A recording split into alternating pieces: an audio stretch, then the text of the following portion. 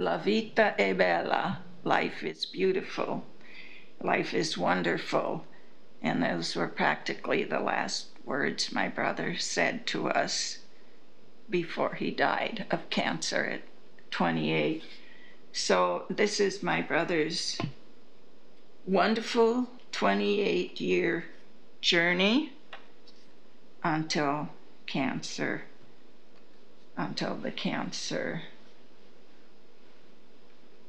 but it came to an end with 10, 12 years of having been diagnosed with the cancer.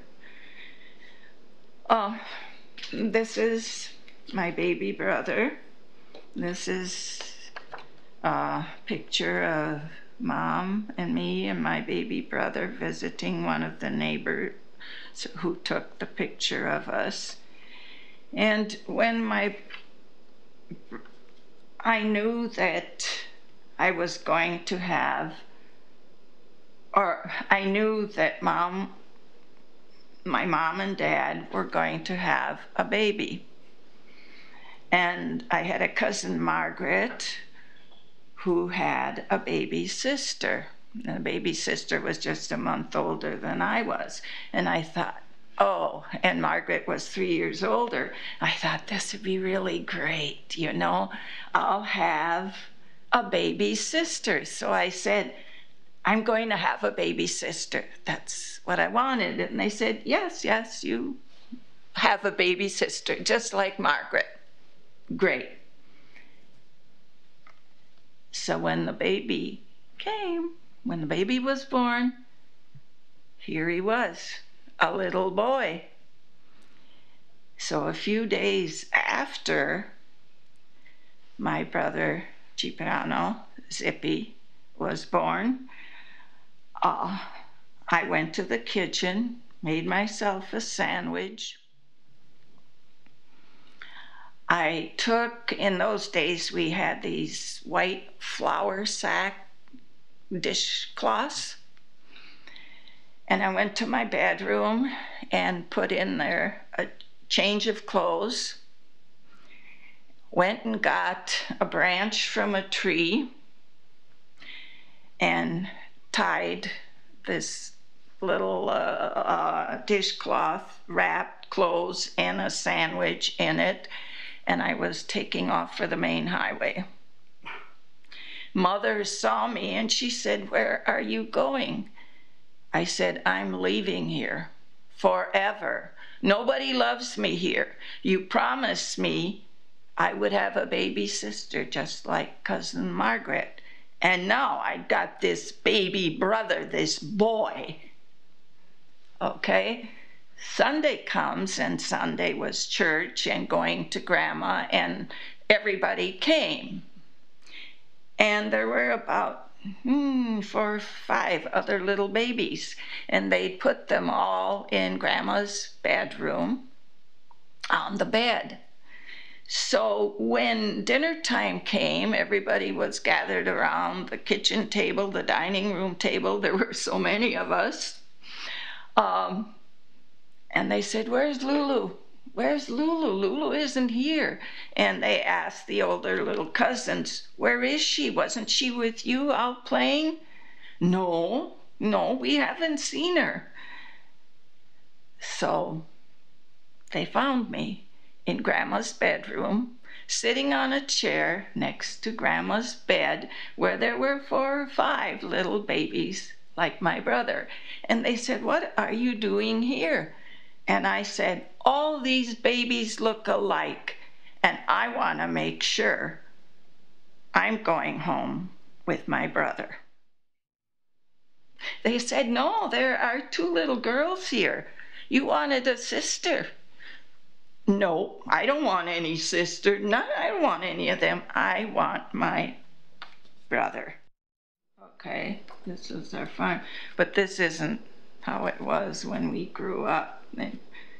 We were in our 20s when this was as it was when I graduated from college. like this before. It was a tar paper. It was Grandpa's old house and a tar paper shack. I mean, my parents purchased the farm and equipment and cattle, and that was like 6 months before the crash and depression. So they had to pay back the mortgage.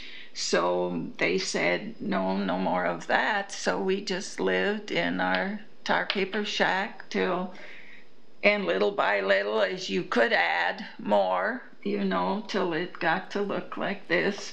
They always told us, don't buy property, don't mortgage anything, don't take out loans. Make sure if you're going to buy something, you have the money to pay for it, because Daddy worked way into his 70s before the mortgage was paid. Fortunately, the loan company they had said, it's all right, we won't foreclose on the farm as long as you can pay the interest each year. And so they paid interest and interest, but then the debt got bigger and bigger and bigger. So, but it was a happy life. This is our property. Uncle John took a picture of us here, and here in the background you can see the acres, and it was a dairy farm. So there was hay and grains, oats, wheat, barley, but we also had acreage of beans and cabbage for the canning factory. And so here we are in our work clothes, and we would go and weed and hoe some of those rows were a quarter of an acre, half an acre long, and quite a few acres for the local canning factory. But sometimes we'd be there, and then we'd just lie in the rows, and we would look up at the sky and the clouds, and we would say, and here we're pretty old. We were even younger when we were doing this, and we would look up at those clouds and we would say, if we could get up to those clouds and lie on those clouds, and those clouds they just float away, and they probably float all around the world. Here's a picture of my brother, his graduation. And the cancer was already growing in him. And I don't remember what type of cancer, but it was a rare type at that time of bone cancer, and it was on his wrist. And it kept growing until he could no longer button his sleeve. The doctors at the time thought it was a cyst, so for a year they treated him for a cyst, but the cancer kept growing. And they scheduled him for surgery. They did it locally. They put a sheet in front of his face. Of course, knowing my brother, he was always peeking around to see what they were doing. And when he was a year later diagnosed with the cancer and was sent to Chicago for the cancer operation, he said, I heard one of the doctors, and doctors try to steel themselves for their patient's sake, but he said one of the doctors said when they made the incision, this is more than we thought it would be. So they already knew when they made the incision it wasn't a cyst, it was cancer at that time. And my brother went to work in the paper mill. He was going to work in the paper mill for a year or two to get money to go on to college. But when he was diagnosed with the cancer, then that was the end of those dreams and plans. And he would say, the doctor came through the plant today, and he's always taking my arm and looking at my hand, at my wrist. And when the cancer started regrowing after the surgery that they thought was just a cyst, the doctor said, come with me to my office. And my brother went into the office, and then he was sent home, and he told us what had happened, and he said the doctor has made an appointment for me in Chicago for surgery. And Mom and I went with him, and the doctor said the surgery is successful.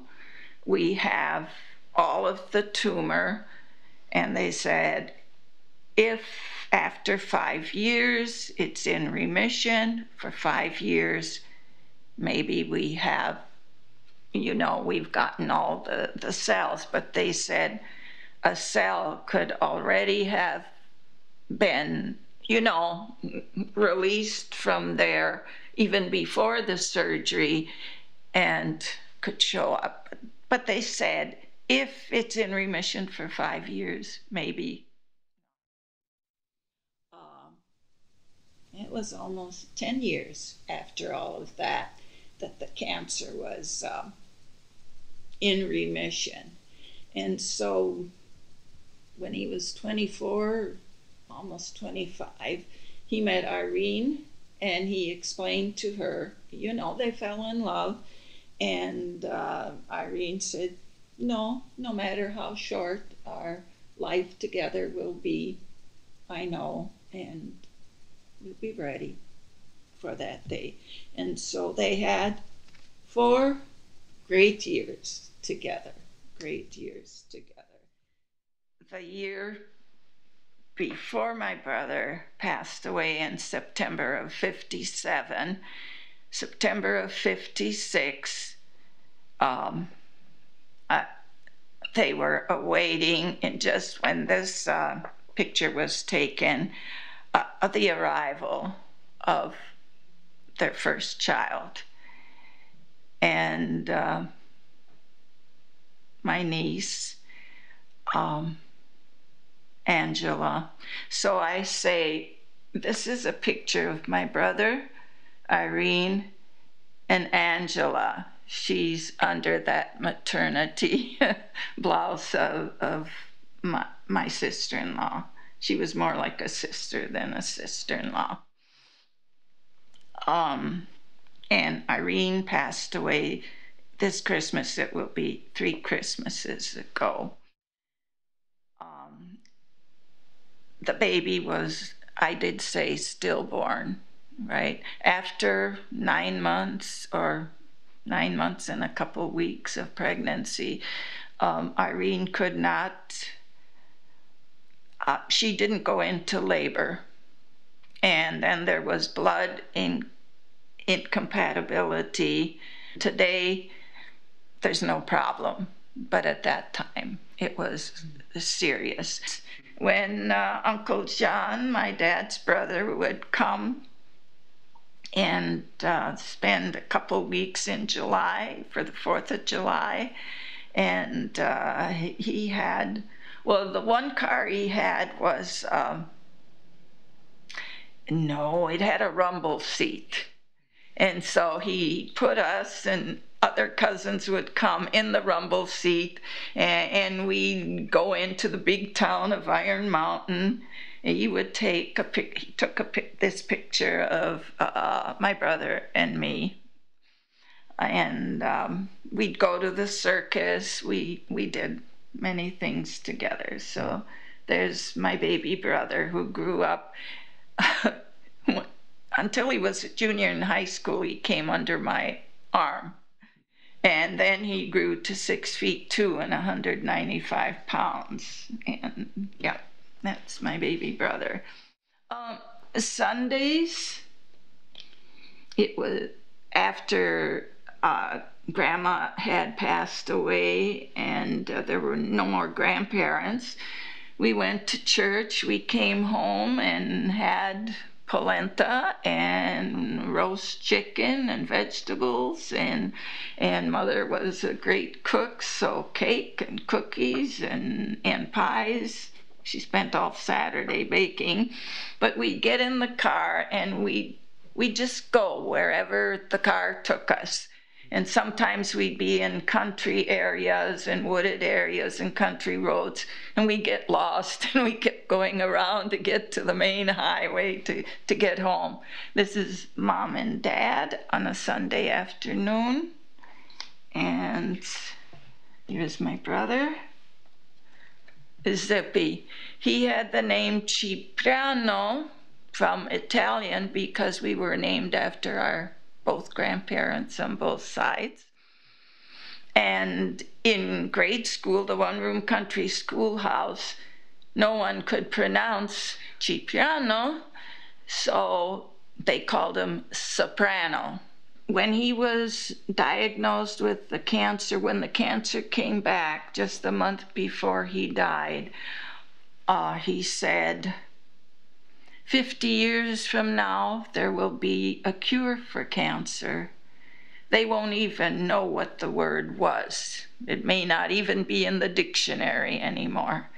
And almost 50 years to the day, I was diagnosed with cancer. But my brother's spirit is always with me, and he's saying, I'm sorry, Lulu, but it's okay. We'll get through this together, okay? And this was the last Christmas. That's Irene and my brother. And when I had to go through these pictures, I saw the picture of Mama that last Christmas when she prepared the turkey. I took a picture of her, but I thought, how difficult for a mom to know this is the last time she'll be preparing Christmas dinner for her son. And I did tell you, right, that Daddy took it hard too. It's hard for us women, but I know it's even harder for men, because my father, Mom, and I would sit and we'd talk and we'd cry. And I'd say, where's Daddy? And so I'd go looking for Daddy. He would be sitting somewhere in the hayloft in the barn or down in the basement. And I finally said, Daddy, I know you don't want to cry in front of us. You want to be strong for us. But it's all right, Daddy. You come and you cry with us. And we'll remember. This is my brother looking at and up to the last, he knew that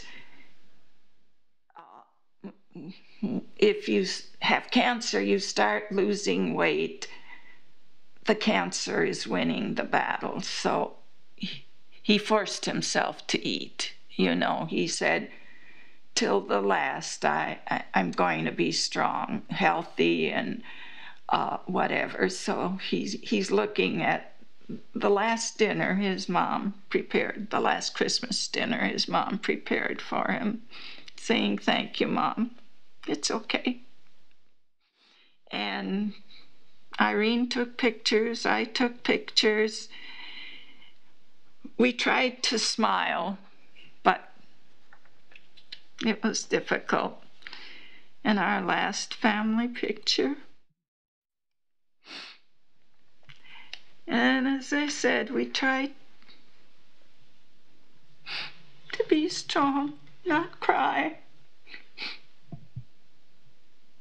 knowing it's the last Christmas with my baby brother.